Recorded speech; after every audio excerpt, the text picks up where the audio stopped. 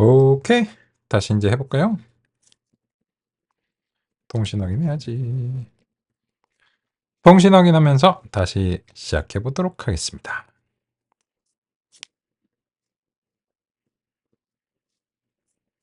네, 좋습니다.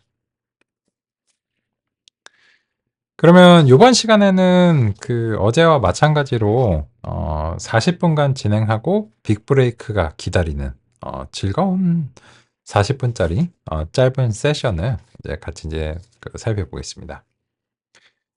그 계획을 좀 상의를 드려야 되겠죠. 그 이제 뭐 언제까지 이제 뭔 얘기를 할 거냐 이런 건데 일단은 그 우리가 이제 한 얘기에 대해서 정리를 이제 해보겠습니다. 63페이지에서 K 최근 접 이웃의 서술을 같이 한번 이제 평가를 해보면 어떨까 이제 싶습니다.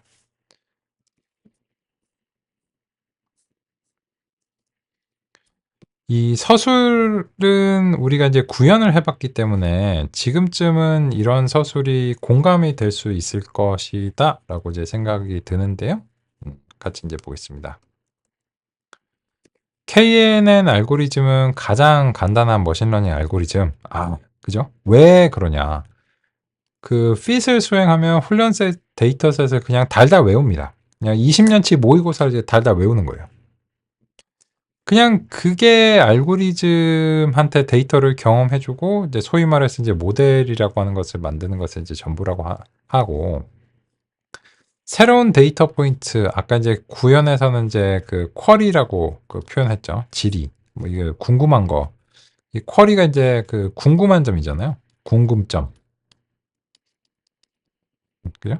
궁금점은 이제 영어로 이제 쿼리라고 이제 할 수 있고 그 쿼리는 이제 새로운 데이터 포인트여야 되겠죠. 그래서 새로운 데이터 포인트에 대해서 예측을 할 때는 그냥 이제 일일이 대조를 해보는 거죠. 이건가? 이런 식으로. 그래서 이제 이런 식으로 이제 해가지고 이 거리가 이제 최소화되는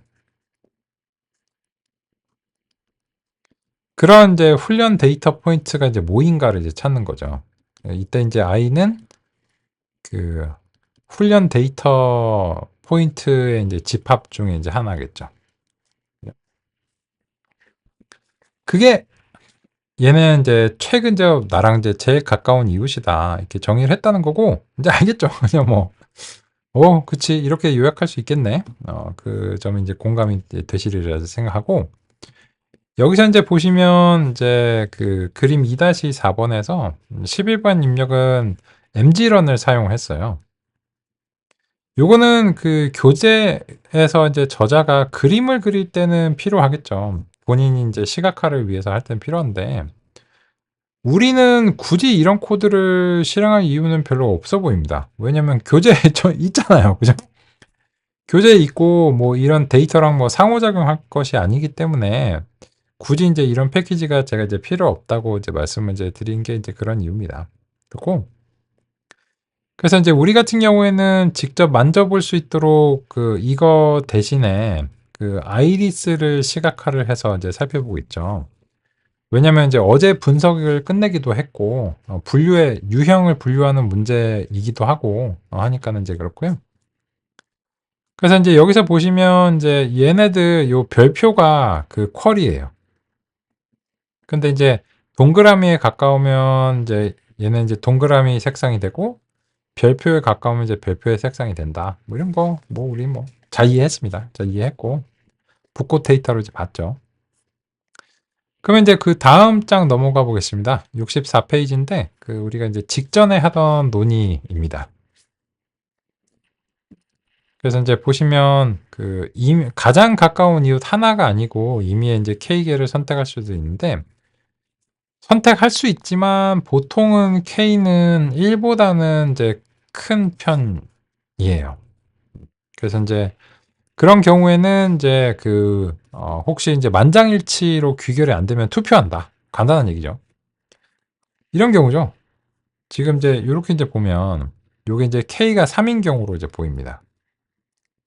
그래서 그 가장 가까운 이웃을 이제 3개를 찾았는데 여기서 이제 세모가 2개고 동그라미가 하나인 거예요. 그러면 세모죠. 만장일치면 뭐 고민할 필요가 없고요. 그래서 이제 우리 같은 경우에도 그래서 이제 그 좀 이제 진영이 바뀔 만한 이제 가능성이 있는 지점에다가 이제 요 오서방 이제 점을 이제 딱 박아놨어요. 그죠? 근데 이제 요 컬러를 이제 블랙으로 이제 설정을 이제 했으니까 이 KNN한테 이제 의견을 이제 물어보죠. 그러면 이제 X뉴에 대해서 그 물어보려면 KNN을 좀 그 좀 잘 훈련을 하셔야 돼요. 이게 이제 무슨 말이냐면 KNN 이제 클래시파이어인데 지금 이제 neighbors 이제 1로 이제 먼저 해볼게요. 하고 KNN에 대해서 이제 훈련 데이터를 이제 경험시켜 줘야 되겠죠. 그래서 이제 fit을 해서 트레인 데이터 셋이랑 트레인 타겟으로 이제 경험 이제 시켜주죠. 이거는 이제 위에서 이미 트레인 데이터와 이제 시험 데이터가 이제 준비가 되어 있으니까요. 그냥 이제 바로 사용했습니다. 근데 X뉴를 물어보고 싶잖아요.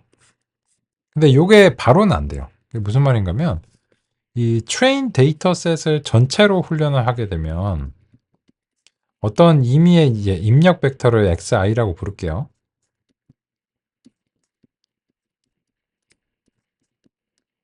이렇게 이제 4차원 입력인데 시각화의 용도로 우리는 이제 이 중에서 두 개만 사용했습니다.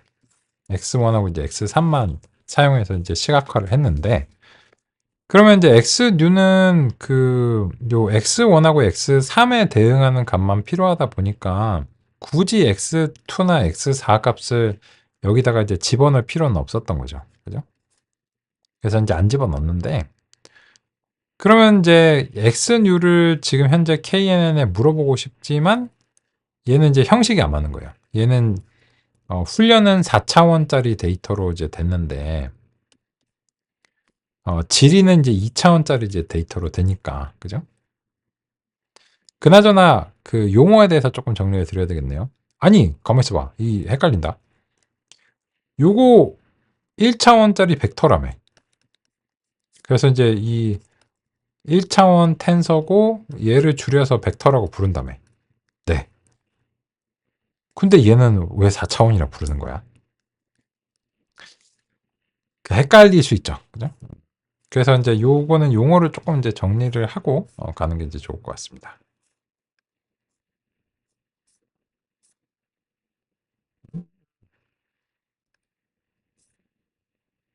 같이 이제 살펴보겠습니다.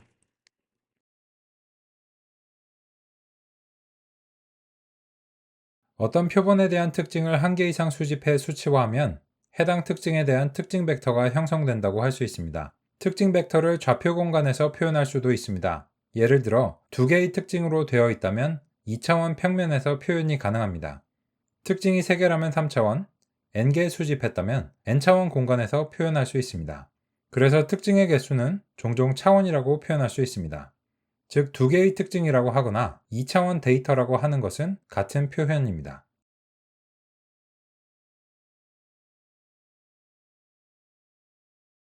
특징 벡터들은 샘플 공간의 점으로 표현할 수 있습니다. 이러한 산점도 그래프는 샘플의 분포를 이해하는 데 도움이 될 수 있습니다. 그런데 샘플 분포를 시각화하는 것은 대단히 제한적입니다. 왜냐하면 4차원 이상의 특징 벡터들은 시각화가 어렵거나 불가능합니다.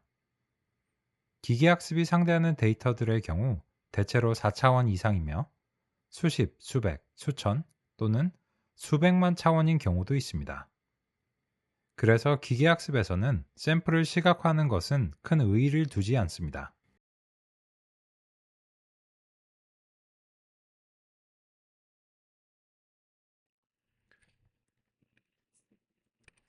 그러면 이제 요 점에 대해서 우리 같이 좀 얘기를 해보죠. 이 샘플 분포, 그러니까 정확하게 말하면 이제 요 각각들은 이제 벡터예요.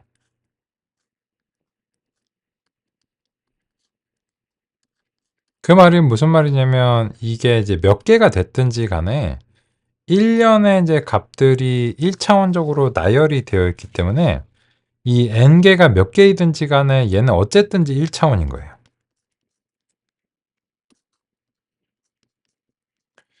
그런데 이런 데이터를 이런 하나의 점으로 표현을 한다라고 가정을 하면 그런 점을 표현하기 위해서 필요한 샘플 공간은 몇 차원이 이제 필요하냐는 거죠.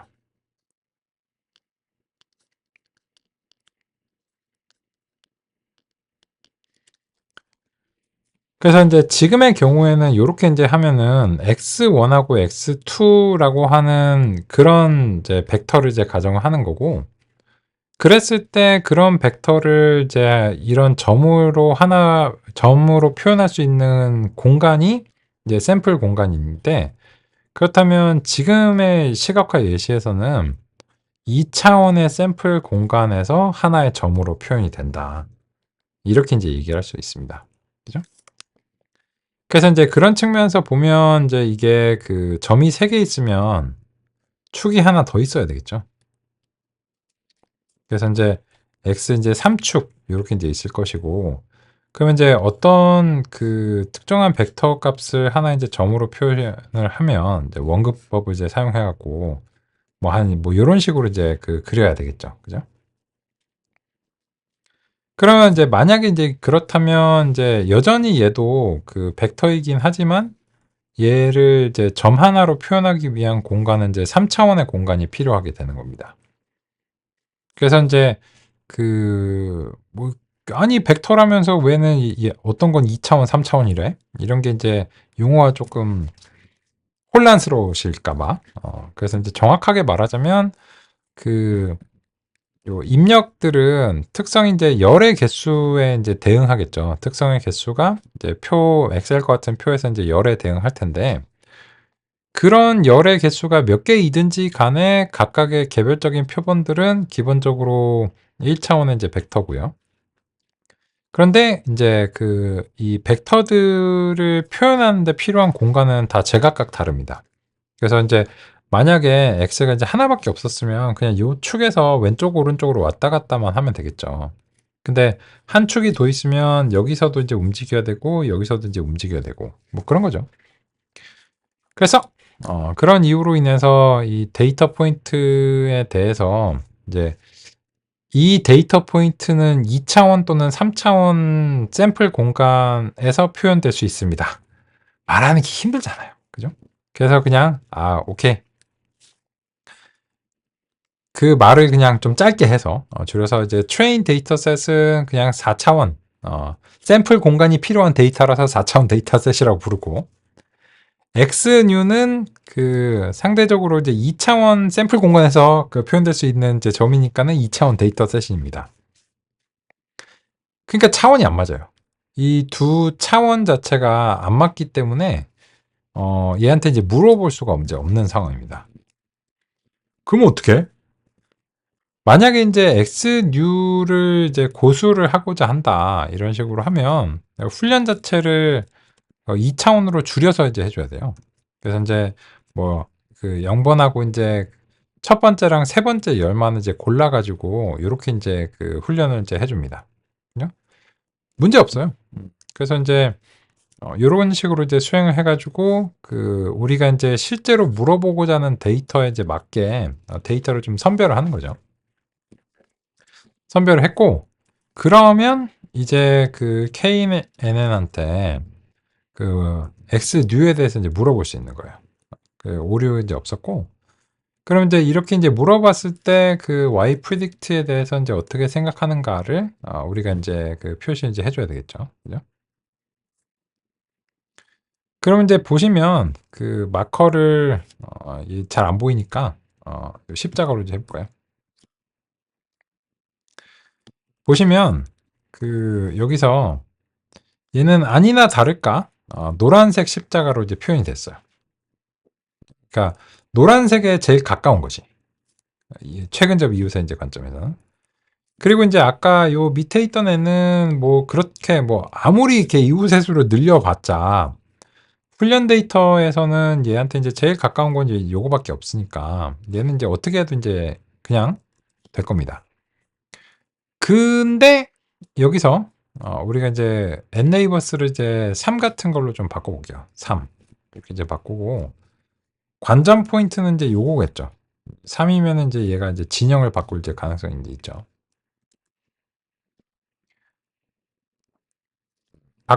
요거는 이제 색상이 이제 바뀌어야 되는데 지금 좀 제대로 반영이 안 되네요.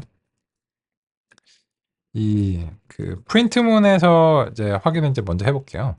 그래서 이제 보시면 엔네이버스 이제 1인 상태에서 그 프린트문을 이제 보시면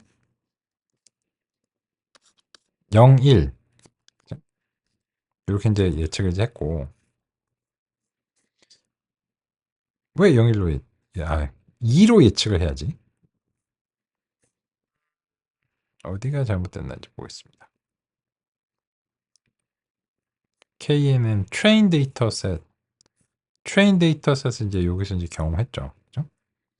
그럼 이제 트레인 데이터에서 제일 가까운 애가 그 1로 판정을 했는데 지금 색상이 잘못 나왔네요. 그죠? 아닌가? 잠시만요.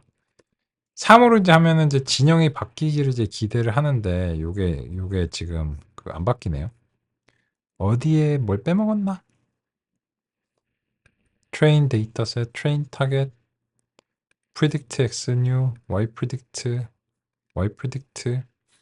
그래서 이제 제가 이제 기대하는 것은 3으로 바꾸면 이제 원래는 얘가 2였다가 1로 진영을 바뀌기를 이제 기대했는데 지금 이제 엔네이버스 이제 1일 때도 지금 출력이 제가 기대하는 이제 그런 출력이 이제 아니고 요걸 이제 바꿔서도 이제 기대하는 출력이 이제 아니라서 뭔가 좀 잘못된 것 같습니다. 어디지? 트레인 데이터셋에 대해서 수정을 하진 않았을 텐데 혹시 이제 바뀌었는지 여기서 이제 다시 한번 실행해 볼게요. 아까 셔플 보여드리면서 조금 이제 바뀌었나? 다시 이제 여기 이제 했고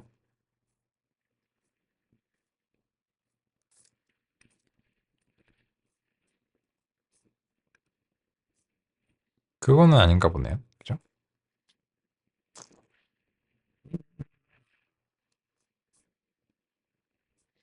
이게 이제 색상이 잘못 반영이 됐다면 얘가 이제 0일 중에서 지금 예측은 이제 2로 나왔어야 돼요. 왜냐면 이제 노란색이 이제 2번이기 때문에 그래서 이제 그런데 요 컬러 맵을 다시 지정을 해줘야 되나? 요거는 이제 현재 이제 컬러 맵을 이제 존중을 하는 것 같거든요. 요 이제 결과가 조금 이제 문제입니다.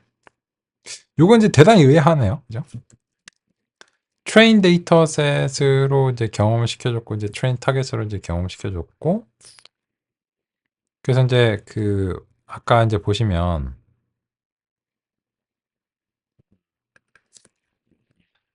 밑에서 이제 x 이제 new에 대해서, 이제 두 번째 값에 대해서 한다고 이제 한번 해보겠습니다. x new를 한꺼번에 물어보고, 두 번째 값을 이제 물어보고, x new 한꺼번에 이제 물어보겠습니다.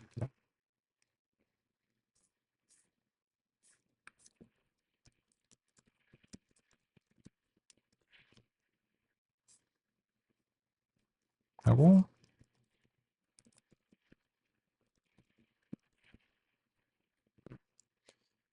그러면 이제 요 두 개가 지금 불일치하네요.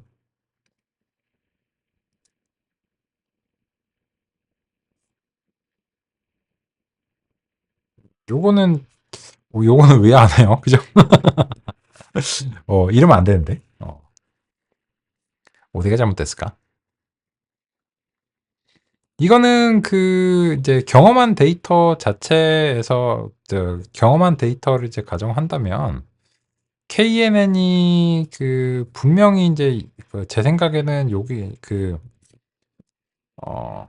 만약에 이제 1번이라고 이제 하면 그러면 이제 요거거든요. 그러면 이제 한번 옮겨볼까요? 이거 4.8로 조금 이제 위치를 옮겨볼게요. 그러면 이제 완전히 이제 겹치면서 2번이 되는구나. 요게 컬러 맵이 잘못된 거네요. 이제 이거는 이제 4.7에서 미세하지만 그래도 초록색이 우세했던 거였네요. 그죠? 그러면 요거를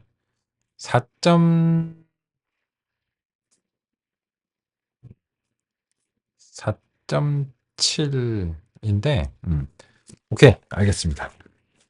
4.8은 어떤가? 4.8이 되면 이제 바로 그냥 여기서 이제 겹쳐져 버리면서, 여기서 이제 겹쳐져 버리는데, 동작은 정상적으로 하네요. 동작은 이제 육안으로 봤을 때는 제가 노란색이 가까울 거라고 이제 생각을 했는데, 그 실제 계산에서는 이제 그게 아니었던 거예요. 그래서 이제 뭐 당연히 정상적으로 동작을 해야 되는데, 다만 이제 그 PLT 이제 스캐터의 이제 컬러 맵 자체가 지금 이제 존중이 안 되고 있어요. 그래서 이제 요 부분과 관련해서는 이제 여기서 그 그래프 객체를 좀 이제 받아줘 가지고 이 그래프 위에다가 이제 그 그리는 그런 이제 시도를 한번 해보겠습니다. 그래서 이제 같은 그래프 객체에서 이제 그리도록 하면은 이제 좀 도움이 될까 해서요.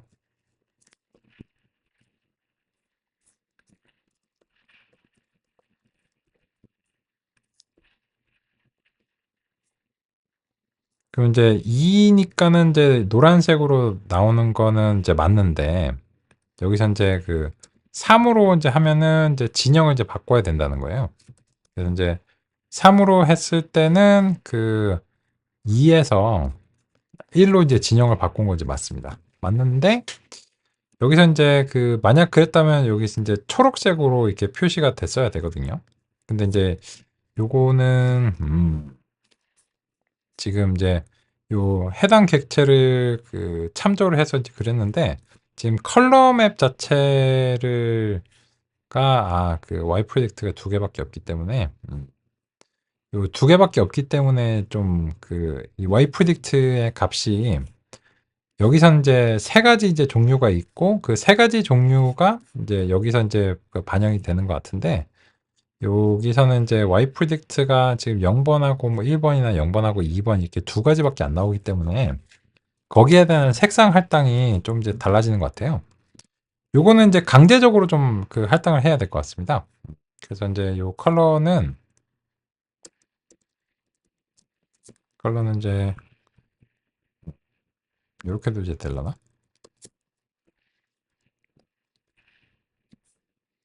Y 프리딕트에 따라서 우리가 이제 컬러를 이제 강제적으로 이제 할당해 볼게요. 어, 컬러스는 이제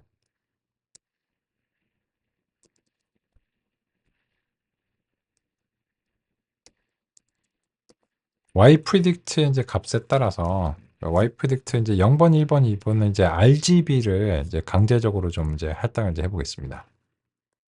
그래서 이제 컬러 맵 이렇게 이제 하고 뭐 블루, 그린, 레드 뭐 이런 식으로 이제 강제적으로 이제 할당한다고 치면은 여기에 대해서 이제 컬러스는 이제 Y 프리딕트를 이제 순환을 하면서 여기서 이제 Y가 0번이면 이제 파란색으로 하고 1번이면 초록색으로 2번이면 빨간색으로 이렇게 하겠습니다. 요거는 이제 그 이 위쪽에서 이 컬러 맵이 이제 상대하는 그 유형의 이제 개수랑 요 아래쪽으로 해서 상대하는 유형의 개수가 이제 안 맞아서 요거는 이제 우리가 직접 좀 강제로 이제 해야 될 것 같습니다. 그래서 이제 컬러스를 여기다 이제 할당을 하고 보겠습니다. 정리하겠습니다. 첫 번째, KN은 이제 1인 상태고 지금 이제 관건은 6.0하고 이제 4.8이 이제 관건이에요. 그래서 이제 여기에 대해서 이제 그 실행을 이제 해보면 그럼 이제 6.0, 4.8인 경우에 그 2번으로 분류를 이제 수행을 합니다. 그러면 이제 그 제 의도에 따르면 요거는 이제 빨간색으로 일단 표시가 돼야 돼요. 그래서 이제 그 표시가 됐는가 보면은 요 빨간색 십자가가 이렇게 이제 들어와 있죠. 그래서 이제 이렇게 이제 됐는데 그 근데 이제 그 K 네이버스 3으로 이렇게 늘리면 얘가 이제 진영을 이제 바꾸는 겁니다. 그래서 3으로 이제 하면 얘가 이제 1로 이렇게 바뀌고 그러면 이제 제 의도에 따르면 이제 초록색으로 표시가 이제 되어 줘야 돼요. 그래서 인제 여기에 나오는 요 그 히트 맵이 그 이 마지막 그래프에 좀 안 맞네요. 마지막 그래프에 좀 안 맞고, 그래서 인제 요거 살짝 그 혼선을 줄 수 있을 만한 이제 그런 부분인 것 같습니다. 근데 이제 보시면 아까 인제 그 붉은색에서 인제 초록색으로 이제 진영을 바꾼 걸 확인할 수 있어요. 왜 그런 거는 이제 짐작하기 이제 쉬운데, 이제 3 개니까 여기서 인제 자기한테서 제일 가까운 이웃을 뭐 3 개를 찾으면 한 뭐 이렇게 이제 되겠죠. 그죠? 친구 뭐 이런 식으로. 근데 이제 보니까는 노란색 하나에 초록색이 뭐 2 개인 거예요. 요렇게겠네. 그 자기 자신하고 이제 겹치는 걸 포함하면 요렇게 인제 되겠죠. 그죠? 그렇습니다. 그래서 요거는 인제 그 불필요한 수정을 인제 했던 부분은 다시 인제 되돌려 놓을게요. 이게 인제 문제가 아니었고, 요 그 컬러 값의 그 유형의 이제 불일치가 가져온 그런 이제 문제였습니다.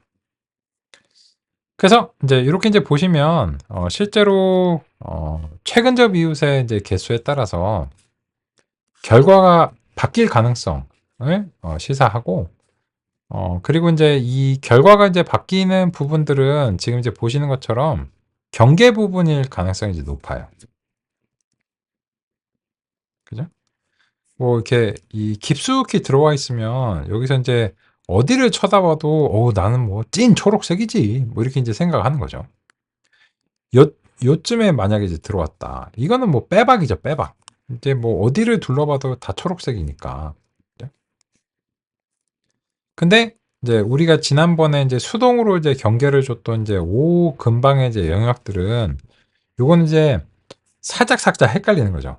그래서 인제 요게 쬐끔만 옮겨가면 뭐 얘가 됐다가 쟤가 됐다가 이렇게 될 수 있으니까, 이런 경계선에서의 안정성을 이제 부여하기 위해서는 이 K 값을 어느 정도 인제 이렇게 키워 주면 이 경계선의 이제 불안정성을 극복하는 데 도움이 될 수 있다.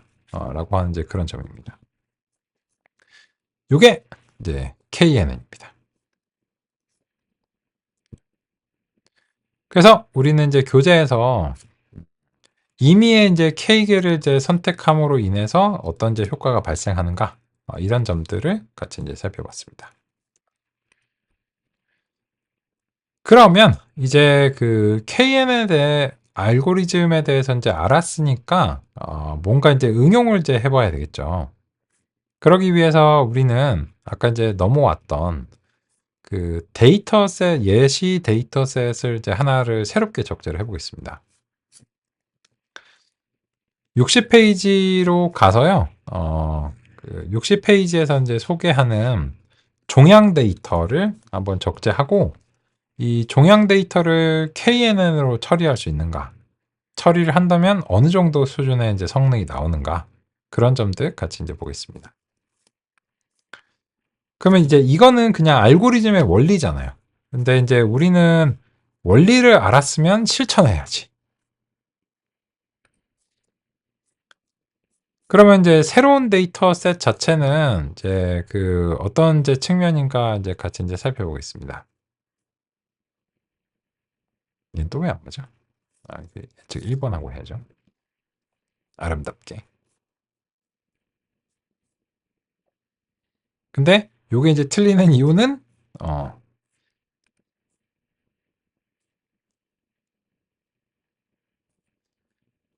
지금 이 최근접 이유 찾기에서는 인제 neighbors 인제 1로 이제 하니까 인제 그렇고, 그러면 인제 이것도 맞아야지. 이게 갱신이 여기가 안 됐군요. 오케이.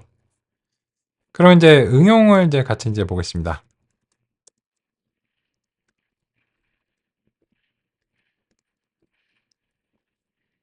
종양 데이터셋. 오, 무섭죠. 뭐 이런 거잖아요. 그래서 인제 이 종양 데이터셋을 그 적재를 하는데, 이 종양 데이터셋을 어떤 알고리즘으로 처리를 해야 될 것인가를 미리 정할 필요는 없어요. 근데 이제 다만 우리가 알고 있는 게 지금 KNN 밖에 없으니까 그런 거고, 이게 제일 좋다는 의미는 아닙니다. 그래서 그 뭐 어떤 데이터셋에 대해서 어떤 알고리즘을 적용해야 될까요? 이런 걸 이제 궁금해 하시는데 그거는 열심히 해 봐야 돼요. 네, 물론 이제 대강의 카테고리는 있어요. 뭐 영상 기반이면은 이제 딥러닝의 뭐 합성곡 기반이고 이제 텍스트는 트랜스포머 기반으로 이제 처리를 하는 게 대체적인 이제 그 범주죠. 범주인데 그것도 이제 가끔 바뀌고요. 그리고 인제 그 두 개가 뭐 혼합이 되기도 하고 예를 들어서 뭐 트랜스포머랑 합성곱을 그 합쳐 가지고 쪼끔 더 좋은 결과를 내는 경우도 있습니다. 트랜스포머 플러스 플러스라고 그 또 금융 쪽에 계시니까 아실 만한 그 아메리칸 익스프레스 쪽에서 연구하신 그 데이터 과학자들이 있나 봐요. 거기서 인제 트랜스포머의 이제 합성곱을 이제 접목을 해 가지고 트랜스포머 이제 플러스 플러스라고 하는 걸 아키텍처를 이제 냈는데 그렇게 주목받지는 못했어요. 하여튼 그렇고 어쨌든 그래서 인제 이 데이터셋을 일단 적재를 해 놓고 나서 그 어떤 알고리즘을 적용해야 되는가는 이제 하면서 인제 최선을 다해야 돼요. 그래서 인제 여러 도구가 인제 있어야 되는 상황이죠. 그러면 인제 적재 같이 인제 한번 해 보겠습니다. scikit-learn에서 데이터셋츠에서 이제 캔서로 끝나는 거를 이제 가져오겠습니다. 심각한 그 데이터셋이죠. 캔서 무서운 종양, 그죠? 근데 이 데이터가 이제 시사하는 바는 무서운데 얘 자체는 안 무서워요. 얘는 그냥 이제 번치거든요. 그럼 이제 얘 번치면 그 너 번치구나 해가지고 이제 캔서 이제 키즈 이렇게 이제 해보면 그러면 이제 얘 그 친숙한 이름들이 이제 보이죠. 오케이. 뭐 데이터 있구만. 타겟, 오케이. 타겟 네임즈, 뭐, 요 리드미 파일, 피처 네임즈, 오케이, 오케이, 좋아. 프레임이 있네. 그죠? 그럼 이제 요 프레임이 있다는 거는 우리가 이제 프레임을 직접 안 만들어도 된다는 그런 얘기일까요? 그죠? 그것도 이제 한번 봐야 되겠습니다. 캔서 잘 적재가 되셨는지 확인하면서 이제 가보겠습니다. 캔서야. 확인되신 대로 엄지척 해보겠습니다.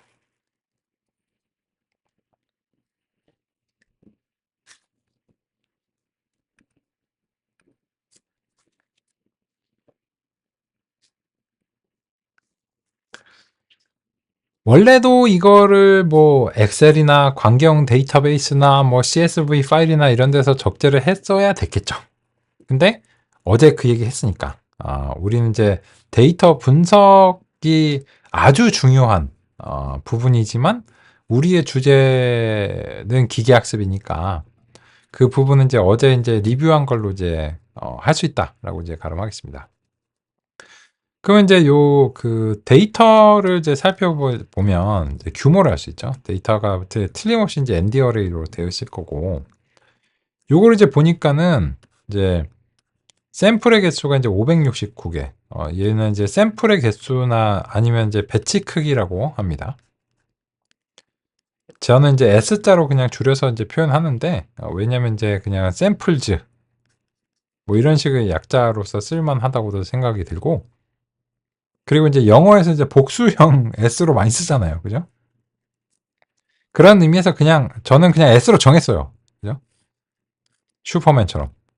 빰빠밤 빠바바밤. 그죠? 이게 그 데이터 개수가 많아지면 이제 좋죠. 좋습니다. 기계학습에는 참 좋습니다. 근데 이제 요 30이라는 게 무슨 뜻인가요? 이게 그 입력 데이터가 30 차원의 샘플 공간에서 표현이 될 수 있는 벡터라는 거죠. 그죠? 30 차원짜리 데이터입니다. 이거는 시각화를 시도하기가 어려워요. 그죠? 이거는 그 4차원짜리는 그냥 어느 두 개를 이제 적당히 선택을 하는 그런 결정을 할 수가 있는데 그리고는 이제 어느 정도는 대표성이 있을 거야. 뭐 이렇게 주장을 할 수도 있거든요. 근데 30 차원에서는 두 개를 고르는 거는 30 콤비네이션 2 조합을 생각해야 되잖아요. 그죠? 그 중에서 이제 어떤 조합들이 좋을지를 판단하기도 어렵고 또 이제 그 고작 두 개를 가지고서 30 차원을 과연 제대로 이제 표현할 수 있을 것인가가 이제 의문이 들죠. 그죠? 아무래도. 그래서 이제 이 캔서 데이터 정도 이제 급이 되면 개수가 많지는 않은데 상대적으로 뭐 이게 붓꽃에 비해서는 이제 훨씬 고차원이기 때문에 이제는 이제 눈으로 보고 하긴 어려워지는 거예요. 그죠? 그래서 기계학습 알고리즘이 필요한 거죠. 그러면 이제 그 타겟에 대해서 우리가 이제 보면 타겟 네임즈가 있다는 사실 자체가 이게 유형을 뜻하는 거죠. 그래서 이제 말리그넌트와 이제 비나인이라고 하는 이제 두 가지 유형을 이제 가지고 있다라고 하는 사실을 이제 알 거고, 그러면 얘도 어쨌든 그 클래스를 클래시피케이션 하는 문제가 되겠네요. 유형을 분류를 해내야 되겠죠. 근데 이제 그 아이리스는 이제 세 가지 유형인데 그 캔서는 이제 두 가지 유형이잖아요. 이렇게 이제 두 가지 유형을 바이너리 클래스라고 합니다. 이진 유형. 기어 아니요. 그죠? 그러면 이제 이진 유형을 분류하는 문제니까 이진 분류라고 뭐 굳이 말하자면 그렇게 되겠죠. 그죠? 요거는 뭔데? 제가 이제 사전 찾아보니까 얘는 이제 악성이래요. 얘는 그러면 양성이겠죠. 악성이 이제 소위 말해서 암인 거겠죠. 오, 무서운. 그러면 이제 바로 하면 되느냐?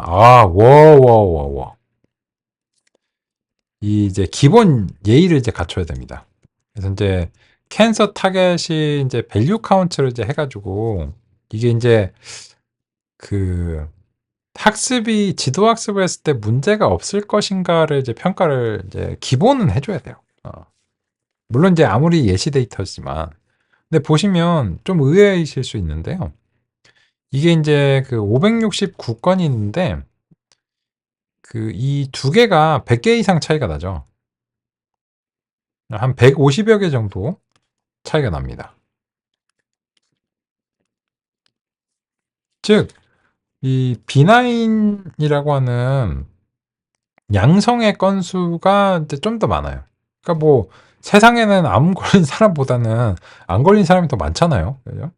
암 걸린 사람이 더 많은 세상은 심각한 세상이겠죠. 그죠? 그럴 리는 없고요. 근데 이제 여기는 이제 병원이니까 아프신 분들이 이제 모여 있으니까 그래서 이제 양성 종양과 이제 악성 종양인데 양성 종양 자체가 이제 아무래도 좀 많은가 봐요. 그래서 이제 수집을 이제 열심히 했는데 하셨겠죠. 그죠? 근데 이제 악성 종양은 이제 모아서 모았는데 이제 200여 건 정도다. 그러면 이거는 이제 살짝 불균형합니다. 3대 2 정도 이제 2대 3 정도의 비율이잖아요. 이상적이진 않아요. 이런 거 자체가. 근데 이제 영 못할 만한 건 아니죠. 영 못할 만한 건 아닌데 아주 바람직하지는 않은 그런 이제 구성을 가지고는 있습니다. 염두에 이제 둘 필요가 있겠죠. 그러면 이제 그건 이제 알겠고, 그래서 이제 우리가 캔서의 이제 그 프레임을 한번 이제 그 봐볼게요. 근데 없어요. 뭐야 이게 기대했는데 왜 없어? 그죠? 이 프레임이라는 속성이 있는데 그 값이 이제 안 담겨 있어요.